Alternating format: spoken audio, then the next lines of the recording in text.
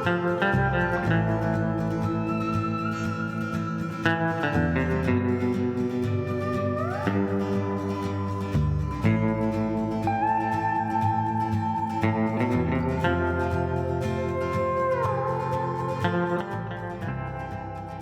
everybody, and welcome to Lost in the Groove. Today, we have an interview with an incredible person that has written a book all about America, a crisis and in need of being able to realize we need help. We all need help. And we have today Phyllis here to tell us about her work that she's been doing for 30 plus years and kind of her career and education, what she's learned across the way. So without further ado, Phyllis, why don't you introduce everybody? Thank you. Thank you so much. Yeah, my name is Phyllis Leavitt, and I have been a psychotherapist for over 30 years and done quite a bit of therapy myself. And over the time that I have spent working with so many people in so many painful relationships or feeling blocked in their creativity or having difficulty in friendship and work environments, people who have suffered enormously from early childhood trauma and family trauma and social trauma, racial trauma, you name it, it all comes through a therapist's door, and we just see a whole gamut of what is inside people that doesn't always show on the outside.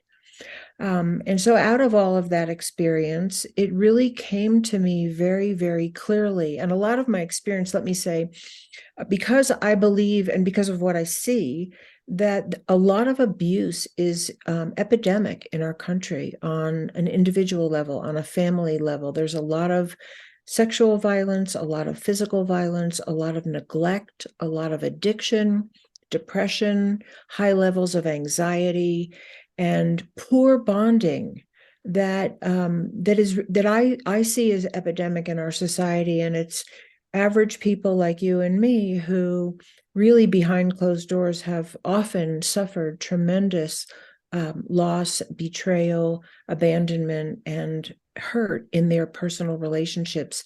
And we carry that into the rest of our lives in some ways, whether it's how we cope, what we believe about other people, what we've come to expect about, out of life, what life has to offer, what it doesn't have to offer.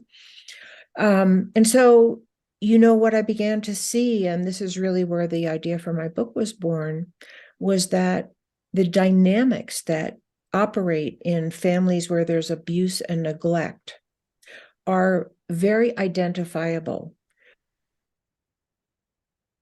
See that the same dynamics are happening on a national level.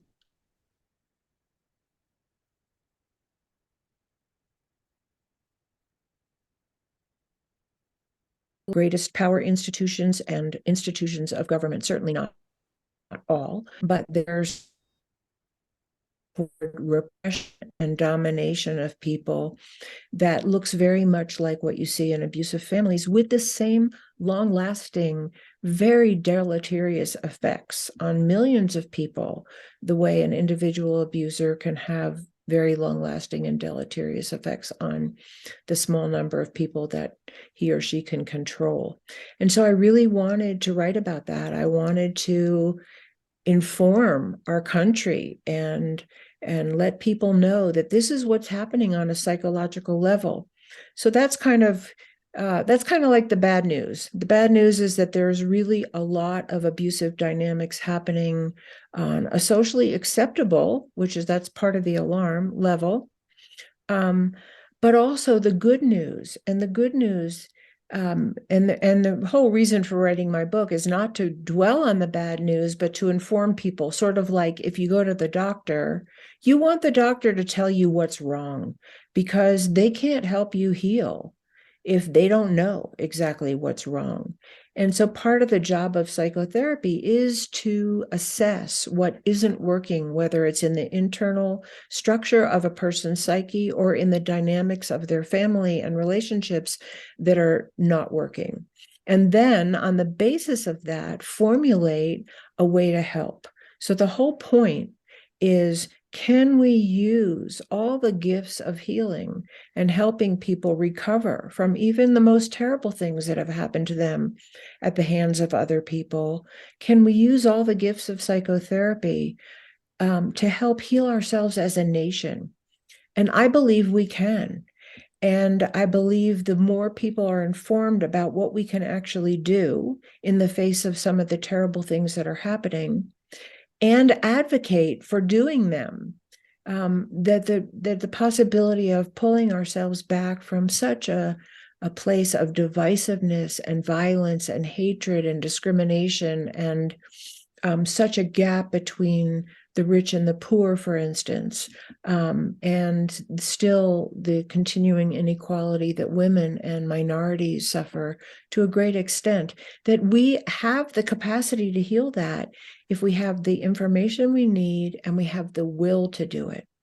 And so I'll just say a little bit more about the will to do it, and then please jump in and ask me anything that you would like to ask. One of the things that's so interesting about, there's so many things that are interesting about psychotherapy and psychology that I think the average person doesn't really know unless you've been exposed to it. Right. And that is that psychology and psychotherapy are not partisan. It's the goal of psychotherapy is not to decide who's right and who's wrong, or who's better or who's worse, or who's moral or who's immoral. The goal of psychotherapy is actually to repair our human relations. It's to bring us back into love and belonging and safety and cooperation.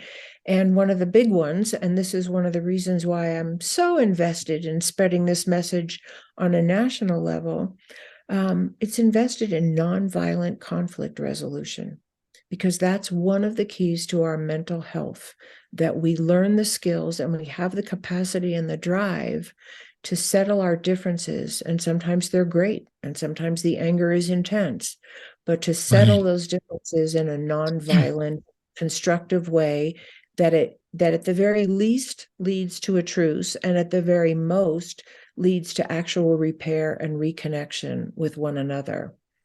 And the main motivator, go ahead, jump in, please. The interesting thing about especially when you bring up the conversation about therapy, is you bring up this idea of somebody else telling you, giving you an education of what you should and shouldn't do in a situation, whatever that situation may be, a breakup, a relationship crisis, mother or father issues, issues with religious practices, such as going to church or synagogue. And when you become an adult, you have all of these traumas that you have all packed and you hold on your shoulders. And the issue is not therapy. The issue is the realization of, we have a world today that is heavily advanced to the point that you can have anything at your fingertips. You can have any type of book that you want. You can listen to pretty much any type of video or movie or film. So you have to ask yourself, if everybody is being fed all of this information and everybody has all of this surrounding them constantly, 365 days a year, when do people have even the time to sit down and relax, be able to breathe from all of it? Yeah. So let me just clarify your question. So are you asking what the world of psychology would have to offer in terms of bringing us back into more relationality with one another in general? Well, yeah, because think about the way that connection even works now. Most people today, you can connect globally through the internet. For example, like what we're doing right now. But going back to the point of human connection, physically being there with people, is so vital Right. because we are social creatures. That's how we evolved from tadpoles. That's right. Well, I think there's a lot of pieces to your question. And so if I get off track, bring me back. Okay. Sure. Because there's a lot of angles to look at what you're talking about. One of the angles is that human beings have amazing intelligence, and it seems to be growing on a certain level. Our technological expertise, our ability to heal our bodies, transplant an organ, make prosthetic limbs, and Stem cell. yeah, all of that. We have enormous brain capacity to devise new technologies, think new thoughts, have new perspectives. And but along with that, we also have destructive impulses and creative impulses. We have relational impulses and we have impulses to dominate. And Natural instincts. right. And so we alone, probably of any living creature that I'm aware of, actually are at a place in our evolution where we have to make some choices about how we use our intelligence, because some of the ways that we're using our intelligence could actually end up causing the human race and life as we know it to go extinct. And that would be with some of the ways that we're polluting our environment and destroying our environment. And the way And that people are being treated in the Congos, for example. 100%. And the weaponry that we've created that can kill millions of people at a time. And so we're really at a place in our own evolution where we have to decide how to use the intelligence that we have. And there may be things we're capable of doing, like making nuclear weapons, that if we were mentally healthy, we wouldn't do. And by mentally healthy, what I mean is, what I call mental health is, and I know that mental health is a big discussion these It days. is, yeah. I want to take it out of the realm of the mentally ill are, people in the back ward of an asylum or muttering on the street to themselves. Certainly those people need a lot of help and they have a mental illness. However, what I would call mentally unhealthy today, well, let me say what I think mental health is, and then we can look at the negative. What creates mental health and well-being are being in an environment, a social environment, a family environment that is loving and caring, that is essentially cooperative and supportive of one's individuality while holding some balance between the impulses of the individual and the good of the whole, so that there's a balance between expressing our own needs and wants, but Right. also managing that within the context of what creates survival and thrival for everyone. But Some of the, also, yeah, go ahead. but also think about the non-biological families. For example, for myself, Right. being that I come from the gay community, I came from a religious community and I left. I had to create my own family. Yes. And the friends that I have, the people that I've made connections with, the balance is, see, this is important. And you bring this up, and this is something I've said so many times. Balance, Right. boundaries, That's right. creating a line and foundation. The thing about relationships is this: if there is shit from the beginning, if there is issues and, excuse me, fuckery, you know what you're getting yourself into. As humans, we're smart enough creatures that if you are in presence of another person, you should know the balance and you should know the boundaries that lay at hand. Because if you don't know that, that's not a good situation you want to be in with the person. Right. Well, what I would say, I mean, what you bring up is really, really important. And it sounds like, and you can correct me if I'm wrong, but it All sounds right. like you made it out of some of the difficulties of your own childhood and created a family that is healthy around yourself, that supports you, that loves you, that cares for you, and that honors your self-expression, and in which you have found, to whatever degree, some of that balance between the good of the individual and the welfare of the whole. And you're very fortunate. And not everyone finds that. And what I see, and that of course would be the goal, that, or one of the goals, that if you don't have that in your family of origin or with the community that raised you, that you will develop and have the good fortune to find that good family and that healthy environment in another place. And part of what I'm saying is that I Yeah. don't think our country as a whole is providing that for people, or even encouraging that for many people, maybe just for a very few. And a Well, good because family doesn't.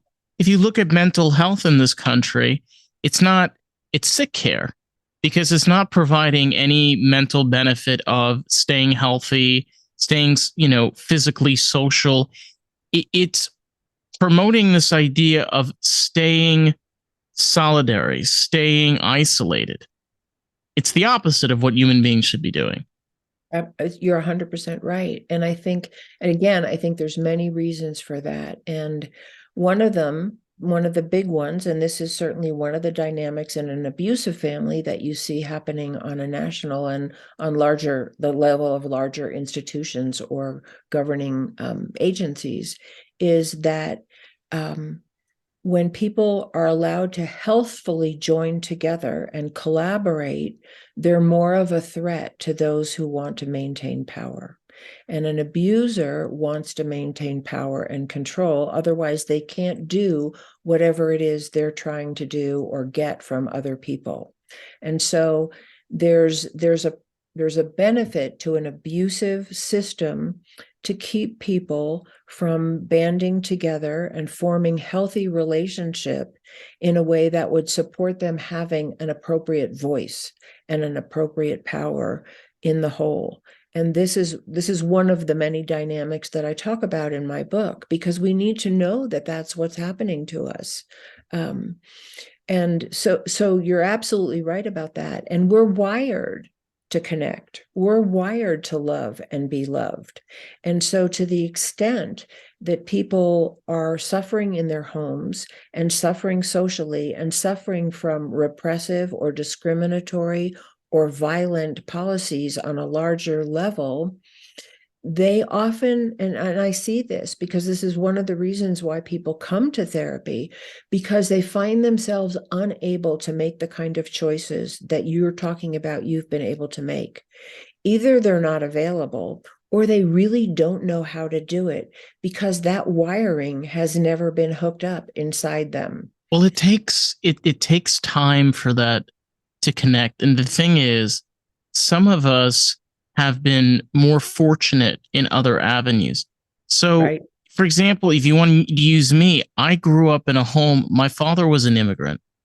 My Mm-hmm. father worked around other people that were from the Caribbean islands, such as Jamaica, Haiti, Central America, such as Mexico, Nicaragua, Guatemala. So I was raised around a mixture of different types of people, Wow. pretty much all the time. Wow. So my understanding of cultural diversity and being able of acceptance seems rational to me. But Right. what you're saying is, to a lot of people, there's still this idea of segregation, of this fear, this.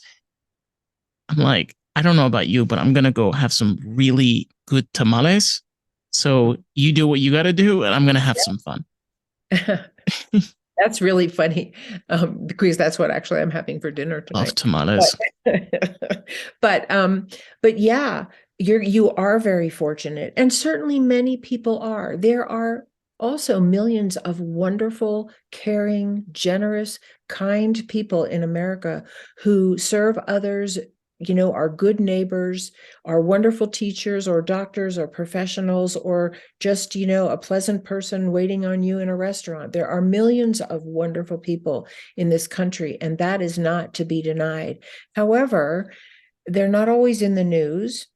They're not generally what we're fed as the role models of where we would love our young people to fashion themselves on. And they're often not in positions of high power in our country. No. So there's a big gap between, and so one of the things I often say when I'm talking about my book is that one of the things that psychology addresses and that I'm trying to make really like front and center of our awareness is that most people, I would say, I don't know anyone who doesn't, but most people want love. They want connection. They want a feeling of belonging. They want to feel like they're valued for their gifts. They want to feel like there's a meaning and purpose to their lives that is respected by others. And they want to feel like if there's a problem, that they're safe to work it out. That they're not going to be killed for having a difference of opinion. That's what we want. And we suffer psychologically and mentally and emotionally to the degree that we don't have those things. That is basic human psychology. We need to connect. We need to cooperate. We need to feel valuable by other human beings. And we need physical connection with other human beings. We need loving touch, not assaultive touch or sexually violating touch. Or repulsion by other people because of the way we look or the way we dress. That's the thing is also come on. I mean, like the hottest topics, for example, like misgendering, and these are things that come down to just central norms of where I'm an accepting person. When you're around other people, you want to be inclusive and you want to be understanding. But at the same time, there needs to be understanding that we're humans. We make mistakes. Right. Not perfect. We're allowed to ask questions. A person is allowed to ask you a question. It may be an inappropriate question, right? But right. You're still allowed to ask a question. Yeah. I don't know. You're allowed to make a mistake. We are human and we do make mistakes. Yeah. And we have a society that really believes still in like crime and punishment rather than looking at where a person might be coming from and what help they actually need to make better decisions in their life. And, I am 100% for restorative justice. And one of the things that I looked up, when I was writing my book is that the incidence of a history of abuse in our incarcerated population is way higher than the average population. So you're talking about people anywhere else.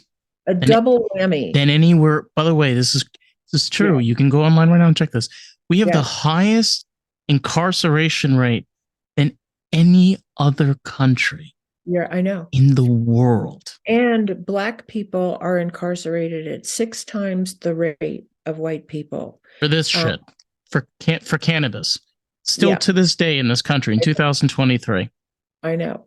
And some of that, and this is one topic that we haven't talked about, but it's part of the power over dynamic and keeping abusive policies in place, is that it's profitable. And it's horrifyingly profitable. The prison system that we have is horrifyingly profitable for the people who run prisons and the industries that get cheap or free labor from prison populations. And I don't even know if the average person knows that. I didn't know any of those statistics until I began to look them up. Oh, I knew that. Yeah. And so we have, we do things to other human beings. And this is what I was going to say before, that the gap between what we want for ourselves and how each one of us wants to be treated by the people around us and society at large, and what we allow and condone and legislate be done to other people is a chasm. The gap is, and that is a sign of mental illness in our country. This is something that I've thought about for a while. This country was formed by immigrants, okay? Exactly. All different kinds of immigrants. Now, you have to understand something. If you look at American history, which is not that long, it's only about 200 odd years. Yeah. It has all been war, chaos, disease, trauma. I mean, the list goes on. This country was basically built on trauma. It was Yeah. a traumatized country all the way through. Yep. So we're in this debacle because somebody 200 years ago started it. So you could blame that. You could blame the past. That's what people do. You always blame the past. Or, like, what you're promoting is you fix the future. We're here now. Mm-hmm. We're not 200 years in the past. No, but I think you bring up an important point that I would say is there's several important points that you just brought up from a psychological perspective. One of them is that we are a country of immigrants, and the only people who weren't the immigrants were the Native Americans, who we did our best to slaughter and transform into, take their ways and their education away from them and took their children away from them. And have basically looked at them as inferior human beings to a great extent all this time. So, but the important thing about the fact that we're immigrants is two things. One of them is that we brought trauma. Many people, not all people, but many of the people that came to America were fleeing imprisonment. They were fleeing persecution. They were fleeing wars. They were fleeing poverty. They were fleeing religious persecution. And they brought those traumas with them, and none of them were healed. We didn't have the tools to heal those traumas then. We didn't even talk about trauma in. It wasn't even a conversation. It wasn't a conversation. Psychology wasn't a conversation. People were just doing whatever they had learned to survive. And the other, so that's one piece, is that our history is built on unhealed trauma, and unhealed trauma perpetuates itself in a number of ways. And that's part of what has happened in the United States and really all over the world. But if we're talking about the United States, the other important part of being survivors of trauma that many of the immigrants that came to America were, is that we are also inflictors of trauma. We killed Native American people. We did our best to destroy them. We enslaved Black people. And we still persecute minorities. We still do not treat women as equals. We've never passed the Equal Rights Amendment that women are entitled to equal pay for equal work. And the list goes on. And so we have to look not only at the traumas we've endured as a country, as a populace, but the traumas that we have inflicted on other people, that we have perpetuated. And that's part of what the beauty of psychotherapy and psychology is that it provides a safe place to look at both of those things. And it's always harder to look at what you did that wasn't so great than what somebody else did to you that wasn't so great. It's easier to talk about what happened to us. Oh, sometimes, and sometimes even that's very painful, but it's harder to take responsibility for the things that we've done that weren't good toward other people. And so when I say America in therapy, that's part of what I'm talking about, is like, what if we could make it safe to actually take responsibility for the harm that we have inflicted and that we still inflict, without saying we're horrible people or they did this and they did that, but that we come to the table to actually work it through, to own all of our truths. And, the role model, however, not perfect or long lasting it might have been, but which was an amazing start, was Truth and Reconciliation in South Africa, where the victims of apartheid and the perpetrators of apartheid, some of them who were willing, sat down and listened to each other and owned the truth of what had happened. And this was an amazing model. Was it perfect? No, because we don't know perfect yet. See, that's the cherry on the top, because a lot of conflicts, a lot of wars, a lot of situations could have been solved by a conversation of both sides just coming to a table. See, the egotistic side of some human beings, the narcissism, the level of Yes. I will do whatever I can do to survive. It's astonishing. Yes, Incorporates millions of lives along with that. that's right. So this again, you bring up excellent points, and I really want to thank you. It's wonderful to have this conversation with you because you're tuned in to a lot of what we're suffering from, and you're tuned into a lot of the questions that a lot of average Americans have, and that do not have easy access to answers. And I'm not saying that I have all the answers because nobody does, but I want to share the things that I've learned that I think are really helpful and valuable. Of course.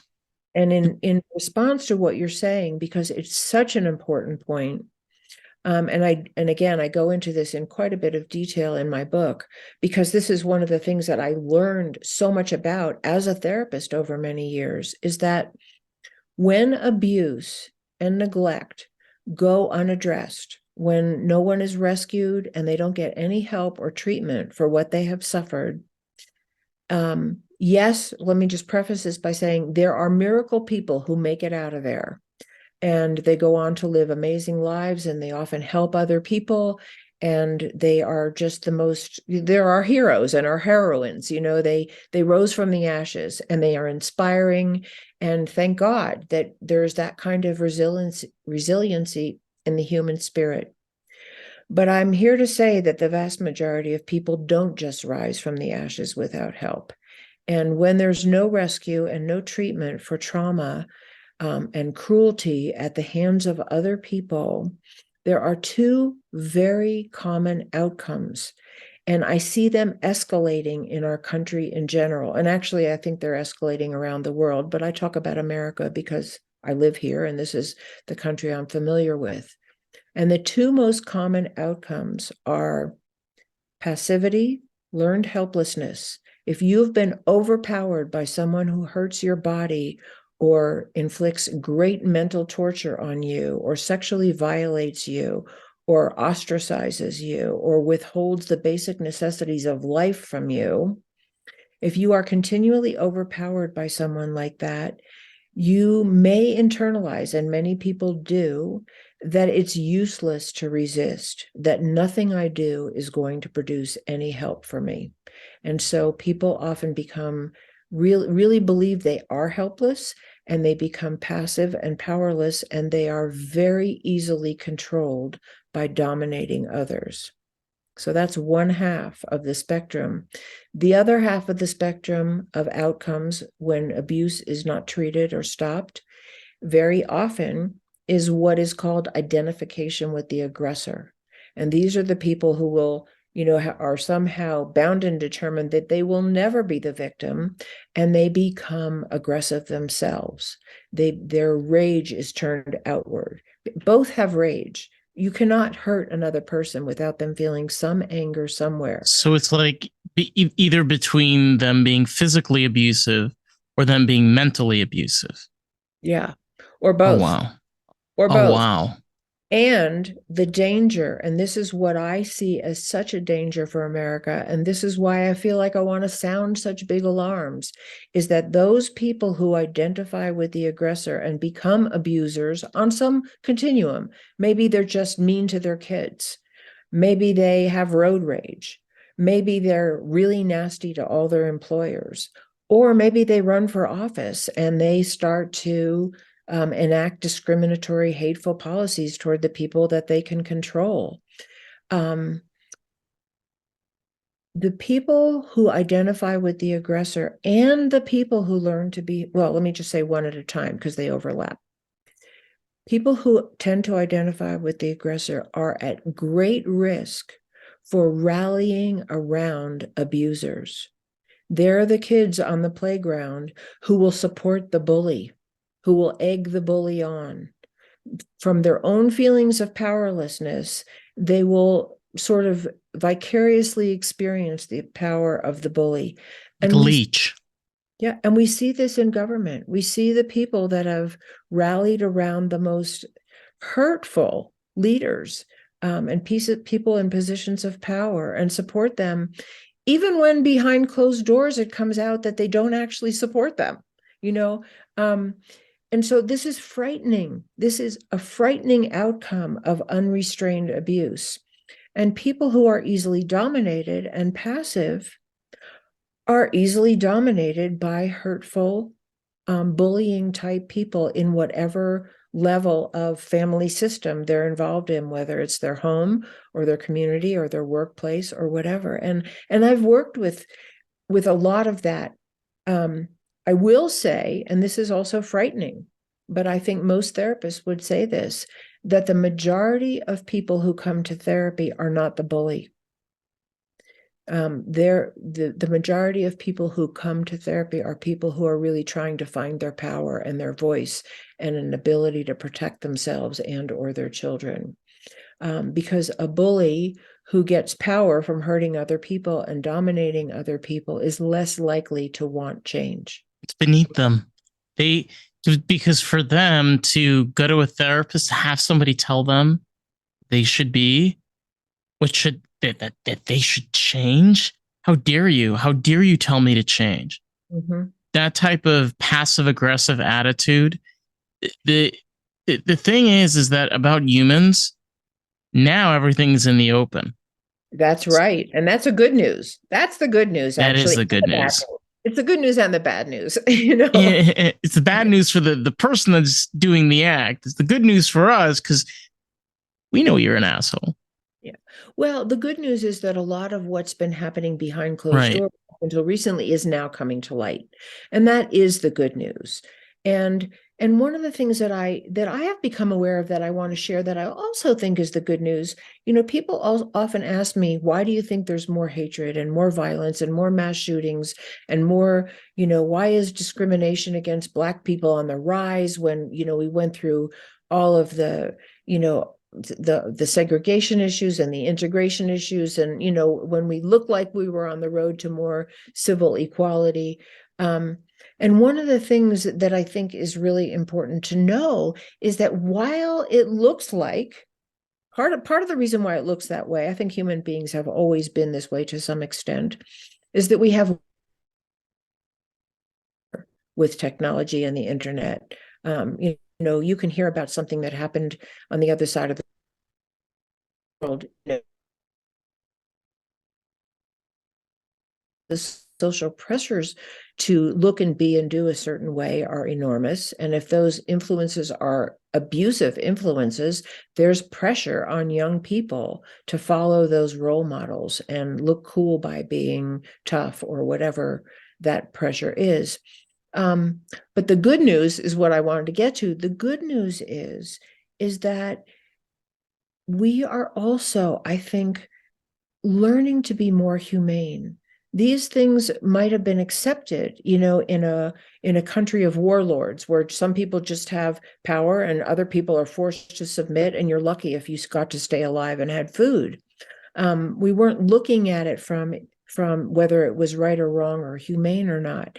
And there's a huge movement toward humanism that's happening, that we're reflecting on these abusive behaviors and saying, this is not okay. This is not the way human beings are supposed to treat one another. This is not healthy. And this is actually going to it could cause the demise of the human race. So the good news is that we do actually have a growing psychological awareness and impulse towards psychological health that is reflecting on what's happening and bringing it to light. Just like in good therapy, you go down into your own life and you look at the formative influences and you reflect on, wow, this is what my parents did, and this part of it really was hurtful and that part of it was helpful. Or do you know what I'm saying? And as a country, we need to look at our own psychological development the same way, with that humanistic approach, which is we're trying to heal, not hurt. We're trying to heal the pain. The I issue, say, go ahead. the issue is that so many people want to point the finger, Mm-hmm. and I mean, it's crazy to think that there's a race crisis with Black people. There's a race crisis with Latin people. There's a race crisis with white people. There's a Right. race crisis with everybody. There's a race crisis with every single gender. There, there's crisis every. The thing is that to be able to have the conversation of stating the obvious of you as an individual have your rights, you as an individual have your rights, and so on. Why are we forcing these ideas and opinions, such as the drug war? Okay, first off, that is absolute insanity.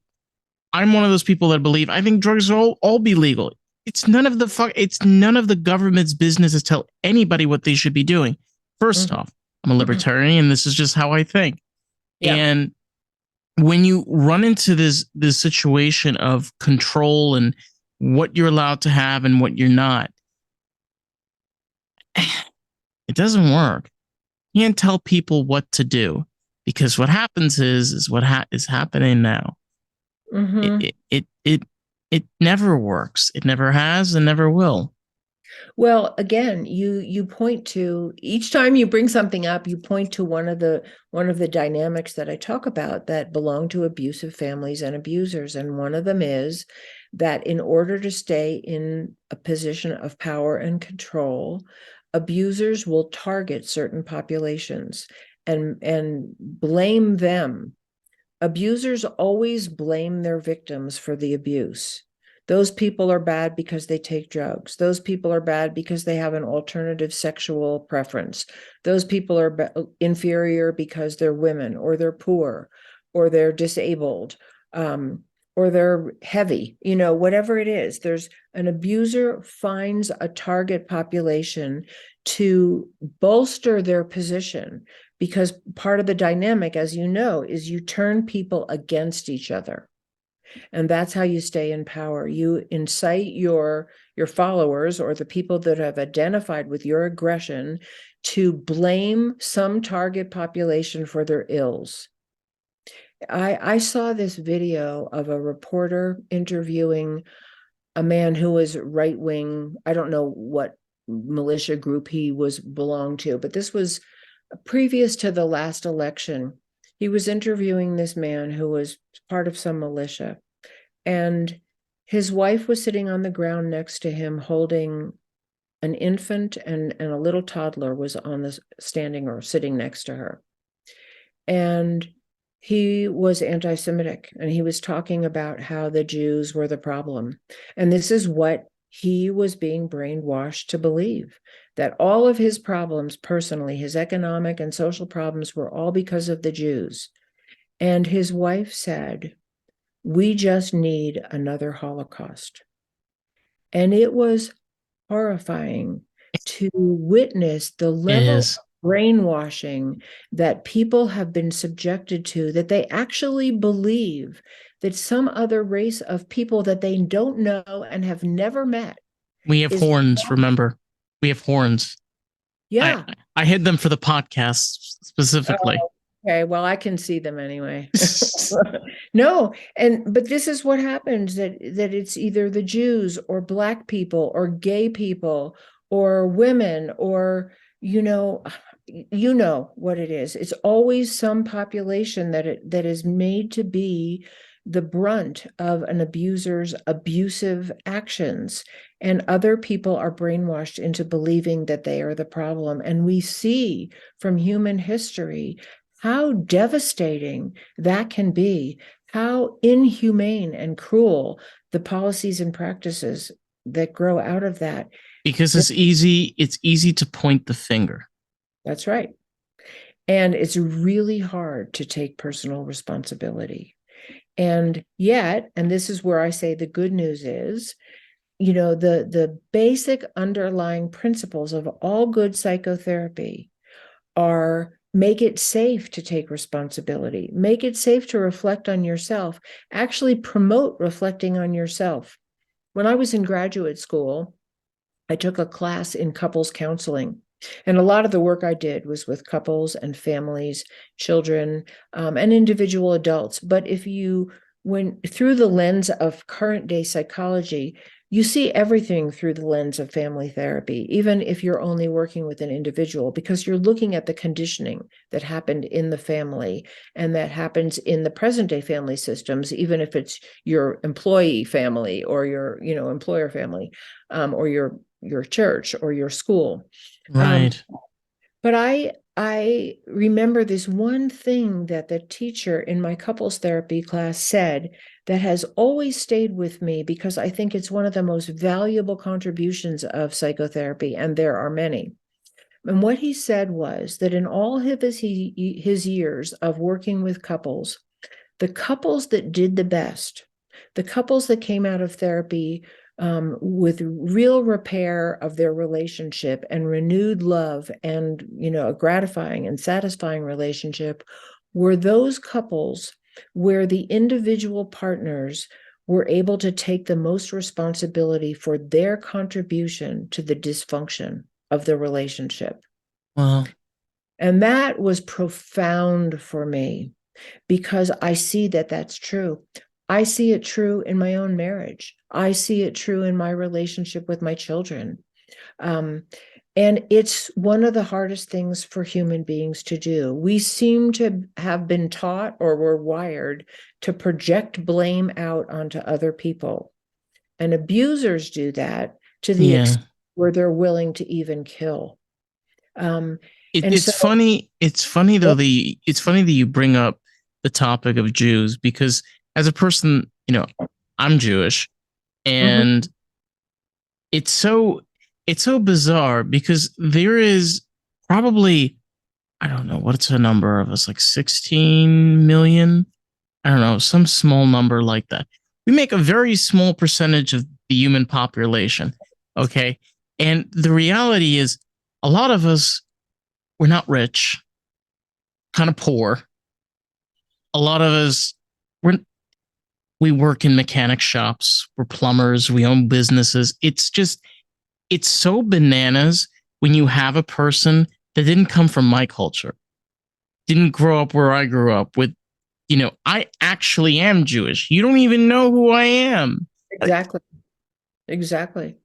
I mean, and we really actually don't know who anybody is. unless you And talk to them and get to know them and learn to communicate exactly. with them. 100%. And I'll share this other story. I've also shared this story many times, but I really love this story because I feel like it really pinpoints something so helpful. Um, so there was a man that I had met I used to live in Santa Fe before I moved to Taos, New Mexico, and there was a man who lived in Santa Fe named Craig Barnes, who was among many things. I think he wore many hats, but one of the things that he was an international mediator. And I went to a talk that he gave, and he also said something I have never forgotten because it's one of the principles of the best psychotherapy that works when you are bringing people together to work out their issues. And what he said was that when he would meet with warring or, conflictual parties, people who had been at war or who were, engaged in high levels of conflict, whatever they were, what he did when he got them into the same room with each other, the first thing that he did was have them share their pain. The children they had lost, the churches that had been burnt down, the homes that had been destroyed, the lives that they had lost, the way of life that they had lost. And he just had them listen while the other side, the people on the other side of the conflict, shared their pain and their loss and their grief, and their rage and all of it. And once people heard their pain, the empathy in the room began to grow, because what they realized was their pain was the same, their losses were the same, their hurt was the same, and their anger was the same. And that built the basis for working out whatever the conflict was, because there was a sense of empathy that began to grow. And That is what the best psychotherapy does. It has people deeply listen without reacting, just listening the best they can and taking in another person's point of view, another person's problem, another person's issue, another person's early wounding, all of it. And that is the basis for beginning to repair our human relations. It's the basis is empathy. And one of my Yeah. dreams is that we have mediators in Congress who would actually direct the conversation between conflictual sides of any issue and teach them deep listening skills, teach them how to listen the way that they all want to be heard, The to be reality, the reality is the only way you can ever fix politics in this country is if you remove money. If big you word. remove if you remove money from politics, which is impossible, if you remove politics, if you remove those two, you fix all of the issues. Mhm. You know, it's a really important point because money is power in our country, and power over other human beings is one of the basic ingredients for abusing other human beings. The more power you have over another human being, the more you can do or not do what you like. Right. And so, absolutely. And you bring up another really important issue, again, that I think it's so helpful to look at through the lens of psychology and psychotherapy. And that is that we are suffering as a country from massive addiction. Addiction to wealth is one of our major addictions. Wealth, power, sex, acquisition, the best technologies, whether they serve us or not. There's so much, and these things are addictive. And we know they're addictive. And I think we have to look at some of this through the lens. And that's not the only way to look at the wealth gap issue, but it's an important one. Because to the extent that it's addictive, then those who are in positions to really acquire at other people's expense never have enough, because that's the nature of an addiction. You want more, you want another fix, you want the next best thing. Somebody I can think of, like today, be like David Cho, who's a famous artist out in LA. He's a great example of he's a very wealthy person, but Mm, the way he has no problem like traveling coach. He has no problem going in the middle of Africa and being with tribes and being a mm, part of the culture. Like mhm. he's a person that says, look, I got lots of money, but I'm also here to be a part of the experience. Yeah, And beautiful. it is, and it's something so rare that you can find because of, like you said, like that margin, that gap that exists, which is Yeah. just, it's just a reality of how society has developed over thousands. And that's why we have to address our mental health, because these are all at their heart mental health issues. Addiction at its heart is a mental health issue. Yeah. And the resolution of addiction, the healing from addiction, is a mental health issue. It's a mental health healing issue. It's very fundamentally a psychological issue. I used to not volunteer, I was a paid associate at a dual diagnosis treatment center in Santa Fe for a while, and I did a certain form of therapy with some of the clients. And there's a reason why it's called dual diagnosis. It's part of the problem is the addiction itself, the substance, and part of the problem is the underlying mental ill health that contributes to it. And another thing that I wanted to share about that Can and you why. elaborate on that more? Oh, yeah. So most of the people in this particular treatment program there were a few there for eating disorders, but most of the addiction was Mm-hmm. around drugs and alcohol. And so part of the treatment was, education around drugs, 12-step groups, learning to cope without using. But often what would occur for people, and I think most often, is that if you take the drugs away, there's a distress that they've been trying to medicate. And so you have to deal with the distress, and that's an emotional issue and very often a psychotherapy issue. What They need happened? like you can't just take away the drug. Right. They need also the therapy. Yeah, it's true. Because honestly, it's crazy to think some drugs, for example, like heroin, if you take a person off, they'll die.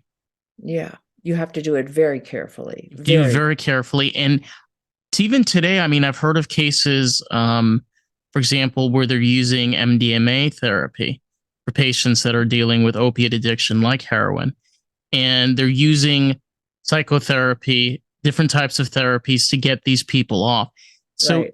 your point is, and I guess this is something that is now becoming part of the main practice, is using a dual Right. therapy. Yeah. Oh, absolutely. It is main practice. And what it points to Mm-hmm. when you look at the large number of addicts and addiction issues in our country, and the demand for drugs, is that we're also a suffering population that is trying to numb itself out. And how can we take responsibility as the family of America for the pain that so many people are feeling? Because it isn't just coming from their families of origin, is coming from societal abuse and neglect. And what I wanted to return, though, to just make another point that I think is really valuable when we're looking at the addictive nature, like you were talking about wealth as being a force of great pain and destruction in our country, because there's such an addiction to wealth, way beyond what any one person needs to survive, at the expense of many, many people barely being able to survive, and many children growing up in homes of poverty and neglect and not having enough food or heat or education or medical services. So there was a book that I read when I was in graduate school about addiction, and one of the key things that it said was that addiction, one of the main harms of addiction is that a person's main relationship becomes with a substance or with wealth or with food or with gambling, or a drug. And that means that their main relationship, their primary relationship, is not with other people. It's with their fix. And in that psychology, in that mindset where I am focused on getting more of something that's not more love and connection and cooperation and affirmation and belonging with other people, when I'm focused on something that is not people-centered, I am less likely to care about other people. I had a friend long time ago. I'll never forget this. He told me, he said, when you're an addict, he said it's like a mother. Mm, He said it's a mother that cannot give its offspring milk, can't feed its children. that's exactly what I'm saying. Oh my god, I'll never forget that. And you sparked that, and I was like, Yep. it's so true though. Right. And the sad thing is that no matter how much money you have, no matter how much more food you eat or gains you get at the gambling table, it never replaces the basic need for our human connection. And it never will, and it never can. And so it's a bottomless pit. It really is a bottomless pit. Mm-hmm. And I had a client many, many years ago, such a poignant example of what we're talking about. Not a bad person at all, not a hurtful bone in their body, but this person had inherited great wealth and therefore really didn't have to do anything to survive, and never did. Never went to college, never got a job, just and was sort of obsessed with collecting this and collecting that and spending, outrageous amounts of money collecting stuff that he then put in a storage shed because he had nothing to do with it. And he was the most unhappy, unfulfilled person one of the most unhappy, unfulfilled people I've ever met. And it was tragic. It was absolutely tragic. He had no sense of self. Um, he had nothing. I mean, he had a family, um, and he was fairly non-functional in his family, you know. He didn't role model anything for his children because he didn't have anything to role model. And that's one sort of extreme end, but very, very sad. It's like, yeah, so you had all this money, and then what? But it's not fulfilling.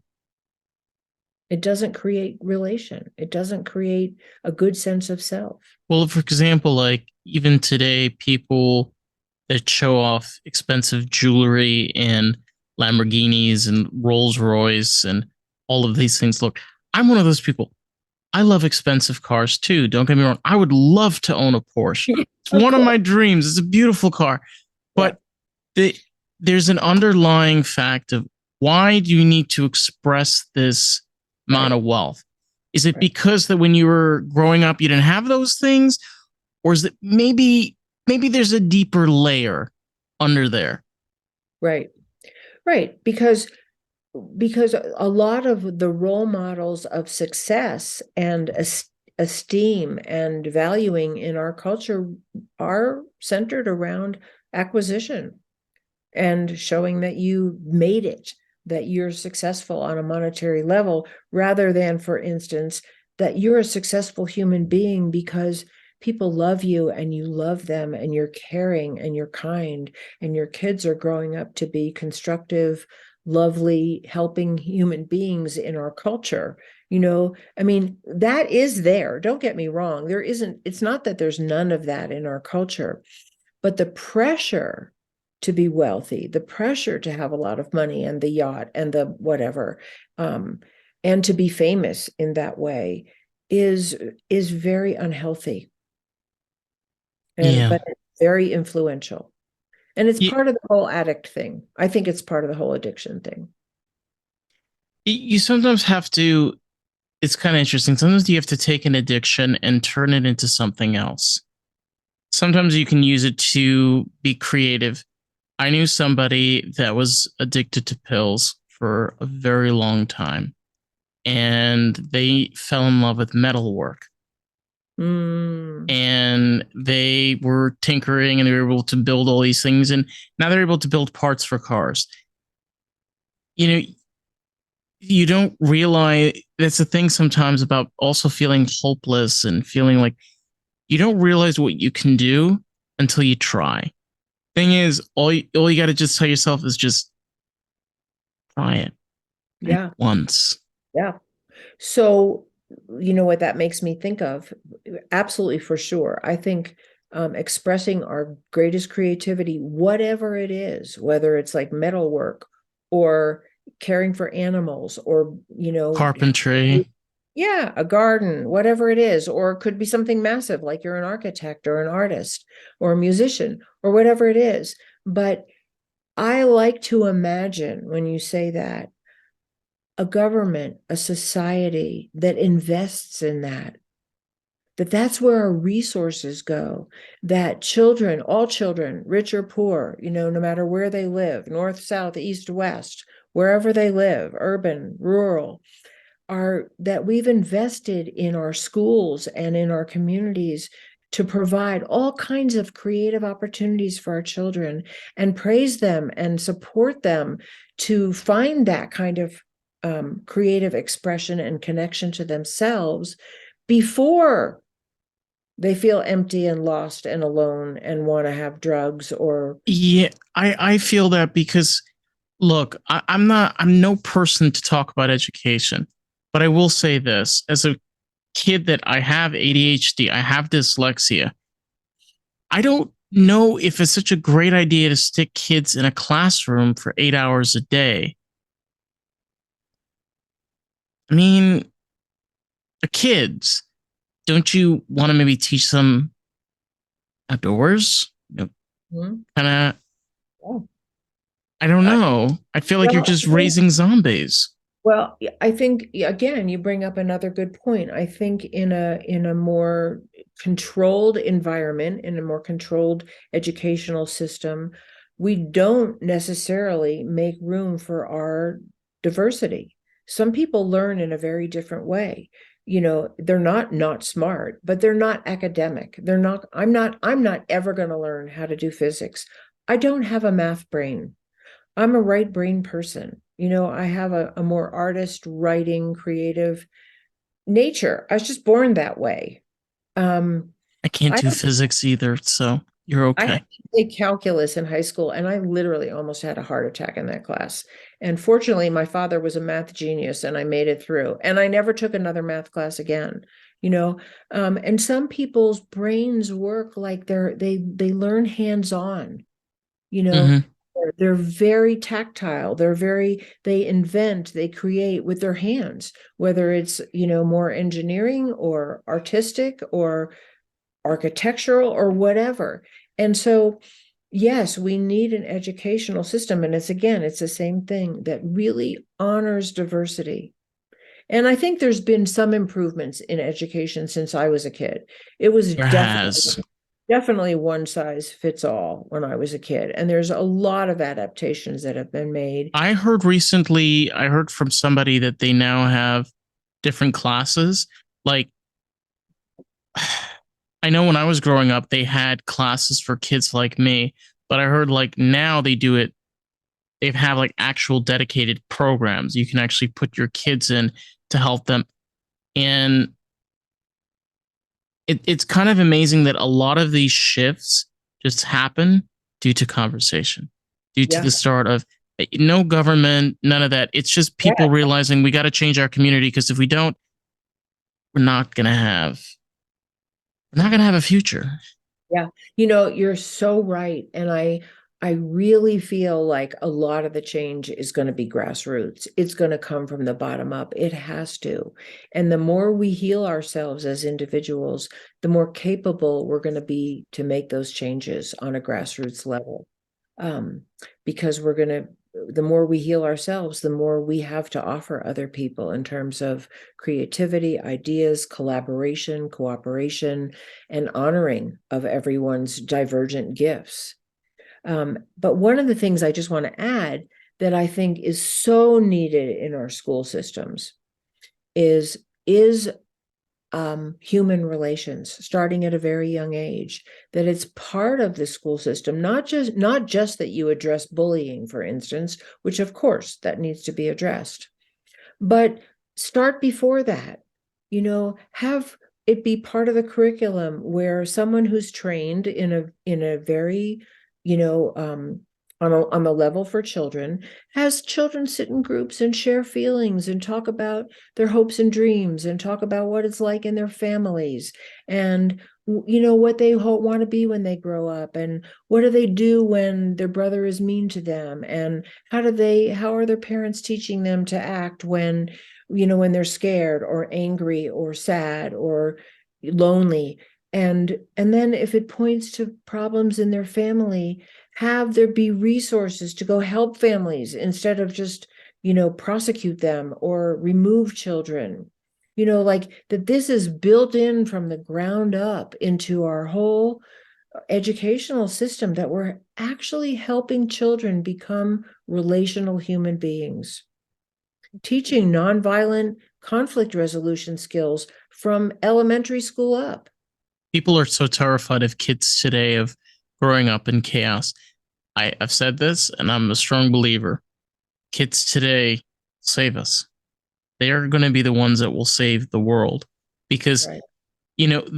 they're growing up in a world where they get to see everything. That's The right. thing is that they're kids that they're going to say, "No, mommy, that's not true." I hope so. I do. And I want there to be enough voices that they can hear, that they will be able to have a divergent opinion if what they're being taught is hurtful and unkind and destructive. Absolutely. And one of the reasons why I'm writing my book, America in Therapy, is I hope it will be read by young people. I want young people to inherit a world that is loving for them, that is supportive for them, and that is habitable for them on a physical level. I really want young people to read what I'm talking about and hear what I'm saying, because they are the ones.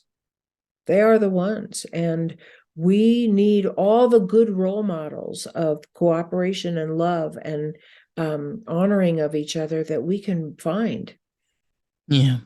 One of the things I love about podcasts and so many of the podcasters that I've met is that, you are a voice for all these different points of view. And we desperately need that. And it's accessible. And it's one of the wonderful contributions of technology and the internet and social media, is that we can hear points of view that we might not be exposed to in our homes or in our schools. I will say this, is that I created this environment and have an idea of, why can't we just have a conversation? Yeah, that's exactly it.